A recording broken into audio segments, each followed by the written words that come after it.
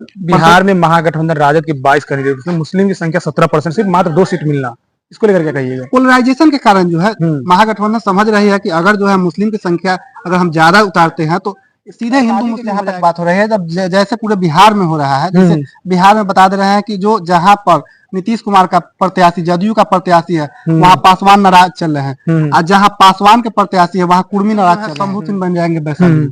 शंभू सिंह जो भी 50,000 अगर वैशाली लोकसभा से कुर्मी का वोट काटते हैं तो ये एनडीए को घाटा होगा। हाँ, एनडीए का घाटा। नमस्कार, मेरा नाम सचिन है और हमारे साथ 2 पत्रकार हैं, अमित जी हैं और रंजीत भाई हैं। हम तीनों पत्रकार साथी हैं और बातचीत करेंगे कि वैशाली लोकसभा क्षेत्र क्या कुछ समीकरण है लोकसभा चुनाव को लेकर। चलिए, सबसे पहले अमित जी, आप दोनों का स्वागत है। धन्यवाद। धन्यवाद।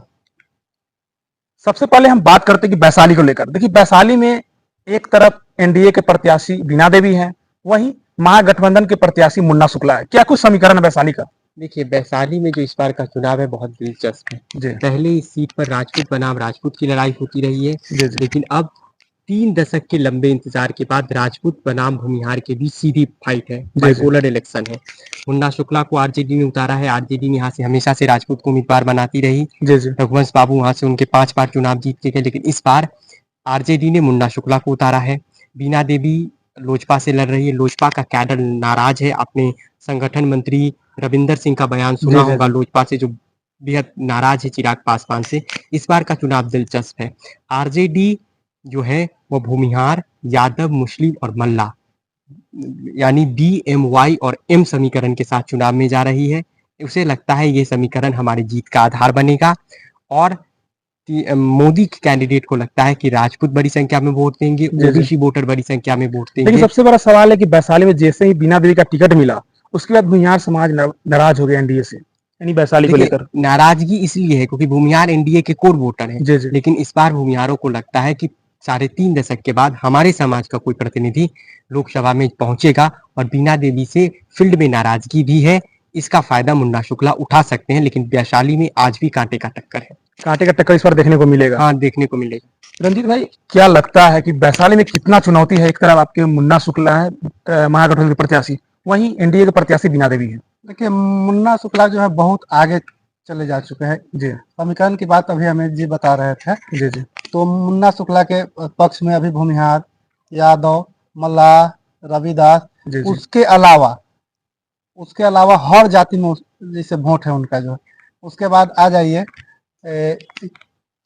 इधर एनडीए की तरफ से, तो एनडीए का जो है कोर वोटर खिसकता हुआ नजर आ रहा है। मगर महागठबंधन का जो कोर वोटर पहले जो था वो है, मान लिया जाए स्वर्ण समाज जो है 50-50 का। लेकिन वैशाली में भूमिहार समाज की बात करें तो एनडीए से नाराज है, कितना फैक्टर लाएगा?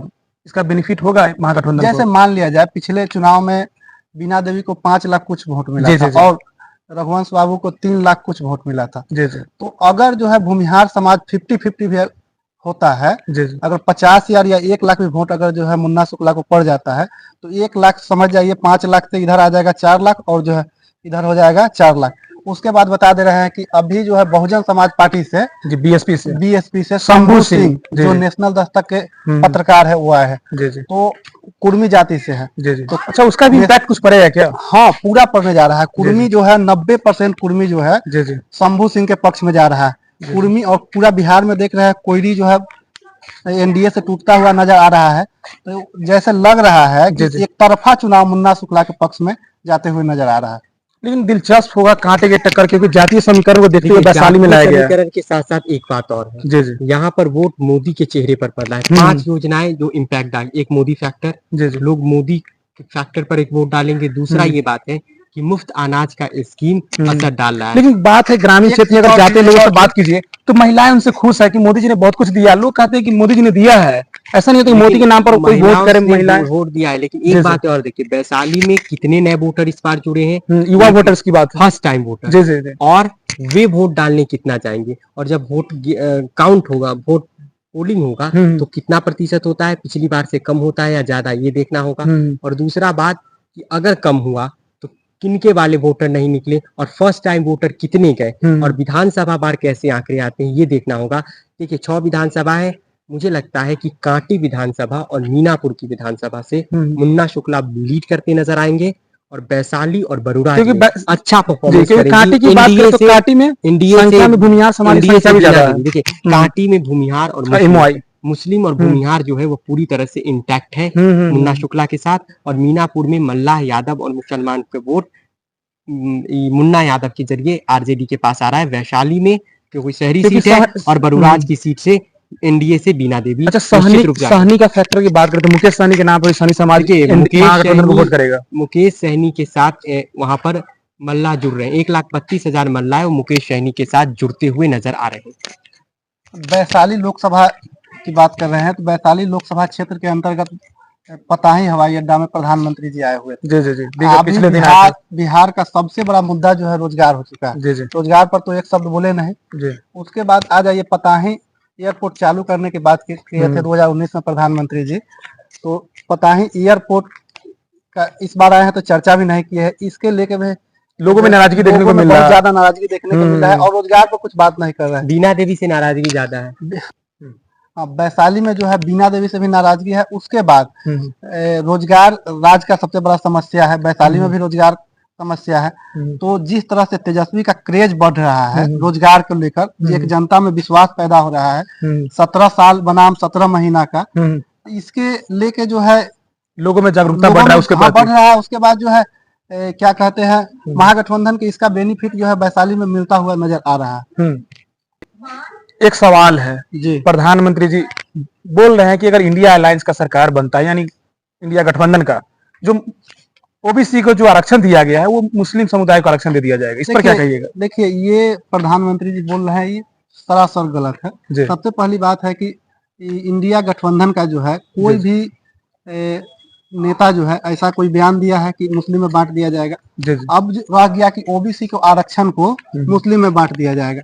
बिहार में 17 सीट जो है भाजपा के मिला है जैसे गठबंधन में, तो 17 सीट में ओबीसी को कितना जो दिए, ओबीसी टिकट जो है ओबीसी कितना दिए। अगर ओबीसी की संख्या, ओबीसी और दलित की संख्या लगभग 85% है। 50 सवर्ण को दिए हैं 17 में। हाँ सुनिए, 17 में अगर 10 सवर्ण को दिए हैं तो परसेंटेज निकालिएगा तो 10% सवर्ण का संख्या है, 10 या 15%, उसको 60% टिकट मिला। और ओबीसी और दलित का संख्या यहाँ पर लगभग जो है 85% है, उसको जो है 40% टिकट मिला है। तो ओबीसी को हक मारी तो प्रधानमंत्री अपने कर रहे हैं और बात कर रहे हैं कि इंडिया गठबंधन की सरकार आएगा तो मुस्लिम को दे दिया जाएगा। तो ओबीसी को आप कहाँ जो है जो उसका संख्या है उसके आधार पर, लेकिन बिहार में महागठबंधन राजद के 22 कैंडिडेट, उसमें मुस्लिम की संख्या 17%, सिर्फ मात्र 2 सीट मिलना, इसको लेकर क्या कहिएगा? पोलराइजेशन के कारण जो है महागठबंधन समझ रही है कि अगर जो है मुस्लिम की संख्या अगर हम ज्यादा उतारते हैं तो सीधे हिंदू मुस्लिम हो जाएगा, और सीधे हिंदू मुस्लिम हो जाएगा तब चुनाव से पहले ही महागठबंधन के प्रत्याशी हार जाएगा। अब रह गया एक और सवाल, महागठबंधन के तो 2 सीट दिया है, मगर भाजपा जो है सबका साथ सबका विकास की बात करती है, 17 सीट में कितना दिया है? और एक और सवाल कि हाँ बिहार में 17 एनडीए में बीजेपी को मिला है, बीजेपी में महिला कितना मिला है? महिला की आबादी जो है बिहार में 50% मानी जाती है। अब 50% में कितना मिला है? 50% में एक भी महिला का बात नहीं। तो ये तो इंडिया का जो है सबका साथ सबका विकास का जो बात है तो सबसे ठोस वाली बात है। अच्छा, आखिरी वैशाली के लिए बताइए कि वैशाली में क्या कुछ खेला होगा, क्योंकि जातीय समीकरण फैक्टर लाएगा। एक तरफ भूमिहार कैंडिडेट है तो वहीं राजपूत कैंडिडेट है, कितना फैक्टर होगा? देखिए, वैशाली की जहां तक बात हो रही है, जब जैसे पूरे बिहार में हो रहा है, जैसे बिहार में बता दे रहे हैं कि जो जहां पर नीतीश कुमार का प्रत्याशी, जदयू का प्रत्याशी है, वहां पासवान नाराज चल रहे हैं, और जहां पासवान के प्रत्याशी है वहां कुर्मी नाराज चल रहे हैं। तो वैशाली में एक प्रत्याशी आ गए हैं जो बहुजन समाज पार्टी से है, शंभू सिंह, जो नेशनल स्तर के पत्रकार है। तो एक जो है कुर्मी का अपना नेता मिल चुका है वैशाली का, तो ये एनडीए का ही घाटा माना जाएगा। तो इसे लेकर लगता है कि महागठबंधन वहां पर मजबूत है। देखिए, हम एक बात कहते हैं कि आपने पूछा ना कि प्रधानमंत्री ने कहा कि 2 बातें हैं। देखिए, हम ये कहना चाह रहे हैं कि 2 बातें हैं। अगर प्रधानमंत्री फिर से सत्ता में आ जाते हैं तो ना वो संविधान बदलेंगे और बदलने जा रहा है, और ना ही आरक्षण को कोई खतरा है। देखिए, और आरक्षण की बात है, संविधान संशोधन तो होते रहता है, लेकिन संविधान के आर्टिकल में भी है कि आर्टिकल 368 में संशोधन होना, दोनों तरफ से जो बातें कही जा रही है उसका 4 जून के बाद कोई महत्व नहीं। प्रधानमंत्री फिर आएंगे तो ना संविधान को कुछ होने वाला है, ना आरक्षण के साथ खिलवाड़ होने वाला है, और ना राहुल गांधी या इंडिया गठबंधन आएगी तो ना ही वह क्या कहती है कि मुसलमानों को आरक्षण दे देगी, और ना ही क्या कहता है अगर आपके घर में 2 भैंस है तो 1 भैंस उठाकर दे देगी, और ना ही किसी का मंगलसूत्र उतरने जा रहा है। ये दोनों बातें दोनों गठबंधन की तरफ से जो कही जा रही है वो दोनों का 4 जून के बाद कोई महत्व बचता नहीं है। वैशाली में एनडीए और इंडिया में कांटे की टक्कर है। शंभू सिंह एक फैक्टर बनेंगे कुर्मी समाज का, और अगर भूमिहार 2/3 वोट कर देते हैं मुन्ना शुक्ला को तो ये सीट मुन्ना शुक्ला जीत जाएंगे, ये भी आप लिख के नहीं लीजिए। लेकिन आखिरी सवाल आप दोनों से है कि देखिए वैशाली में 10 साल से ये सीट है जो कि लोजपा के हाथ में है, क्या लगता है इस बार होगा परिवर्तन होगा या फिर से लोजपा के हवाले जाएगा? देखिए हमारा मानना अभी भी है 60% मुन्ना शुक्ला 40% बीना देवी। चांस हमको लगता है जीतने का 60% मुन्ना शुक्ला 40%। सबसे बड़ा फैक्टर जो है शंभू सिंह बन जाएंगे वैशाली में। शंभू सिंह जो भी 50,000 अगर वैशाली लोकसभा से कुर्मी का वोट काटते हैं तो ये एनडीए को घाटा होगा। हाँ, एनडीए का घाटा होगा। तो हमको लगता है कि शंभू सिंह जो है ना, हार जीत का अंतर जो है शंभू सिंह जितना वोट काटेंगे उतना ही वैशाली में हार जीत का अंतर हो जाएगा। चलिए धन्यवाद। हमारे साथ 2 पत्रकार साथी थे जिनसे हमने बातचीत किया कि वैशाली लोकसभा क्षेत्र को लेकर क्या कुछ रणनीति है, इस बार किनके पक्ष में जाने वाला है, यानी महागठबंधन के पास या एनडीए के पास।